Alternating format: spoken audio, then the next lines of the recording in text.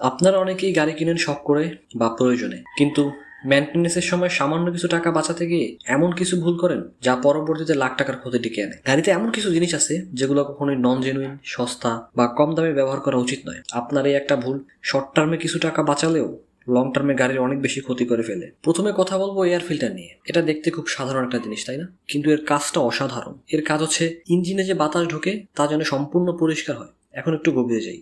ইঞ্জিনের ভিতরে পিস্টন আর সিলিন্ডার ওয়ালের মধ্যে গ্যাপ কতটুকু জানেন? প্রায় শূন্যের কোঠায়। এই ফাঁকা জায়গাতে যদি একটু বালু বা ময়লাও ঢোকে, পিস্টন তাতে আটকে যেতে পারে, এমনকি সিলিন্ডার ভিতরে দাগ কেটে দিতে পারে। এবার আপনি যদি নকল বা নন জেনুইন এয়ার ফিল্টার লাগান, তাহলে এয়ার ফিল্টার ঠিকমতো ময়লা আটকাতে পারবে না। তখন খুব সহজেই বালুকণা সিলিন্ডারের ভিতরে ঢুকে যাবে, আর ঢুকলেই শেষ। এই বালুকণার সাথে পিস্টন ঘষা খাবে, তখন সিলিন্ডারের পলিশ করা দেয়ালটা খসখসা হয়ে যাবে। এরপর ইঞ্জিনের শব্দ বদলে যাবে, কম্প্রেশন কমে যাবে, আর ইঞ্জিনের ভিতর থেকে খটখট শব্দ করতে থাকবে। শেষমেশ ইঞ্জিন ওভারহোলিং বা পুরো ইঞ্জিন বদলানোর মতো খরচ। তাই এয়ার ফিল্টার নিয়ে কখনোই কম্প্রোমাইজ করবেন না।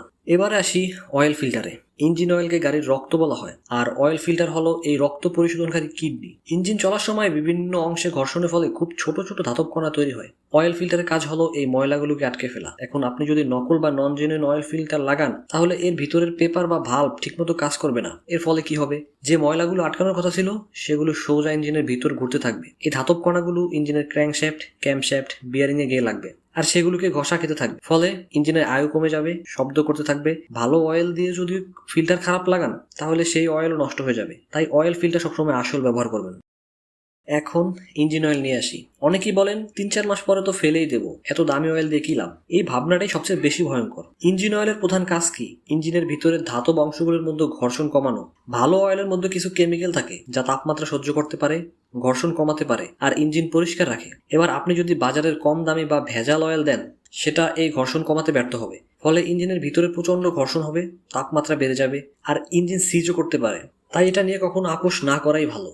এবার একটু ট্রান্সমিশন অয়েল নিয়ে বলি। ইঞ্জিন অয়েল যেমন ইঞ্জিনের জন্য, ট্রান্সমিশন অয়েল তেমনি আপনার গাড়ির গিয়ার বক্সের জন্য। এর কাজ হচ্ছে গিয়ারের দাঁতগুলোর মধ্যে ঘর্ষণ কমানো এবং গিয়ার পরিবর্তনকে মসৃণ করা। এখন আপনি যদি সঠিক গ্রেডের অয়েলের বদলে কম দামি বা নন জেনুইন অয়েল দেন, তাহলে কি হবে? প্রথমে গিয়ার তুলতে শক্ত লাগবে, ঝনঝন শব্দ হবে, তারপর ধীরে ধীরে গিয়ারের দাঁতগুলো মিসিং হতে শুরু করবে। এক সময় গিয়ার বক্স পুরোপুরি বিকল হয়ে যাবে। ভালো অয়েল দিয়ে গিয়ার বক্সের আয়ু যেমন বাড়ে, কম দামি অয়েল দিয়েও কিন্তু আয়ু অনেক কমে যায়। তাই এই অয়েল নিয়েও কোনো কম্প্রোমাইজ করবেন না। সবচেয়ে বড় ভুলটা অনেকে কিন্তু করেন, কুলেন্টের জায়গায় পানি ব্যবহার করে। ভাবেন পানি আর কুলেন্টের মধ্যে এমন কি পার্থক্য? কিন্তু পার্থক্য অনেক বড়। কুলেন্ট হলো ইথিলিন গ্লাইকোল বেসড একটি বিশেষ তরল, যাতে আছে মরিচা প্রতিরোধক, লুব্রিকেন্ট আর বিভিন্ন কেমিক্যাল।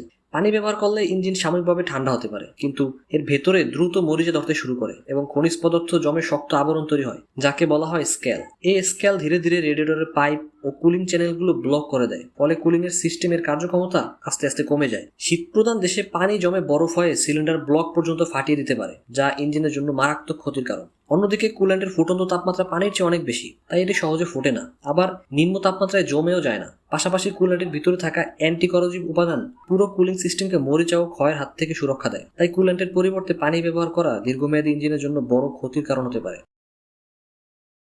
গাড়ি কিন্তু শুধু একটি যন্ত্র নয়, এটা আপনার সাথে প্রতিদিন চলে, আপনার পরিবারকে নিয়ে চলে। এটা যেন সুস্থ থাকে সেটা নিশ্চিত করা আপনার দায়িত্ব। সামান্য কিছু টাকা বাঁচাতে গিয়ে নকল বা কম দামি জিনিস ব্যবহার করবেন না। এই 5টা জিনিস কিন্তু গাড়ির মেরুদণ্ডের মতো কাজ করে। এগুলো জেনুইন ব্যবহার করলে গাড়ি যেমন দীর্ঘদিন ভালো থাকবে, তেমনি বড় মেরামতের খরচের হাত থেকেও আপনি বাঁচবেন।